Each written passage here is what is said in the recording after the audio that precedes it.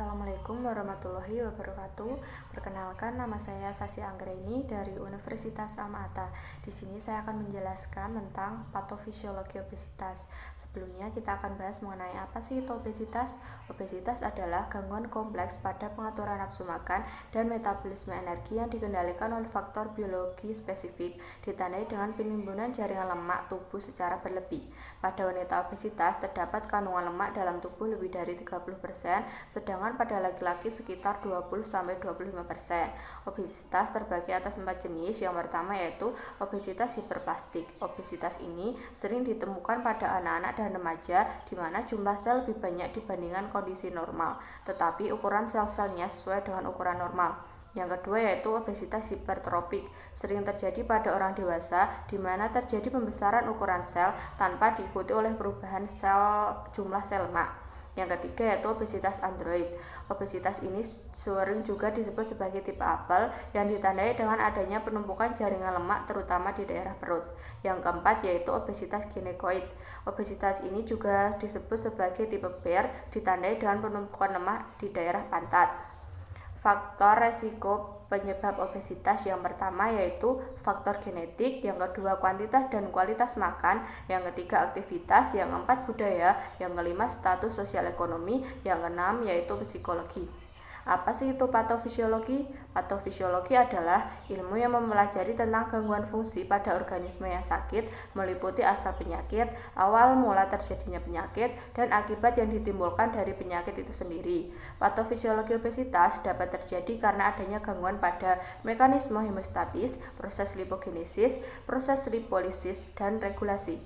Obesitas terjadi akibat gangguan dari mekanisme hemostatis yang mengontrol keseimbangan energi dalam tubuh. Proses lipogenesis yang terjadi pada respons terhadap kelebihan energi dan memobilisasi energi melalui proses lipolisis sebagai respons terhadap kekurangan energi. Regulasi keseimbangan energi memerlukan sensor dari penyimpanan energi di jaringan adiposa. Mekanisme kontrol dari sistem pusat atau hipotalamus untuk integrasi berikutnya, yang mana akan menentukan kebutuhan asupan makanan dan pengeluaran energi. Proses tersebut berikutnya akan disimpan pada jaringan lemak dalam bentuk trigliserida. Hipotalamus berperan penting dalam proses inisiasi makan. Adanya gangguan pada jalur sinyal atau makan mempengaruhi nukleus hipotalamikus medial sehingga meningkatkan rasa lapar. Lipogenesis merupakan proses deposisi lemak yang meliputi proses sintesis asam lemak dan proses sintesis trigliserida yang terjadi di hati pada daerah sitoplasma, mitokondria, dan jaringan adiposa. Peristiwa ini terjadi akibat rangsangan dari diet tinggi karbohidrat, namun juga dapat dihambat oleh adanya asam lemak tak jenuh ganda dan dengan berpuasa. Lipolisis merupakan proses dekomposisi kimiawi dan pelepasan lemak dari jaringan lemak. Enzim hormon sensitif lipase atau HSL menyebabkan terjadinya hidrolisis trigliserida menjadi asam lemak bebas dan gliserol. Asupan makan diregulasi oleh 4 proses. Yang pertama yaitu faktor olfaktorik dan gustatorik. Yang kedua yaitu distensi gastrointestinal. Yang ketiga yaitu pelepasan hormon gastrointestinal seperti insulin, kolesistokinin, dan gastrin-real-simpatit. Yang terakhir yaitu aktivitas komponen termogenik dari sistem saraf simpatis. Untuk cara mengatasi obesitas, yang pertama bisa dilakukan dengan diet. Diet dilakukan dengan memperhatikan komposisi total energi dari diet tersebut.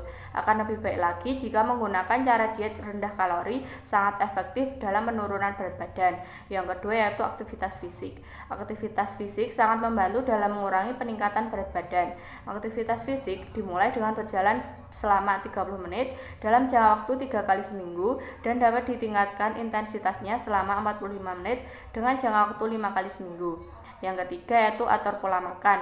Mengatur pola makan dengan membiasakan makan utama 3 kali pada pagi, siang, malam, dan 1-2 kali makan selingan. Yang keempat yaitu membatasi tidur berlebihan. Yang kelima yaitu kurangi konsumsi gula, garam, dan lemak berlebih. Sekian penjelasan yang dapat saya sampaikan. Mohon maaf apabila masih banyak kesalahan dalam penyampaian materi. Terima kasih sudah menonton video ini. Saya akhiri. Wassalamualaikum warahmatullahi wabarakatuh.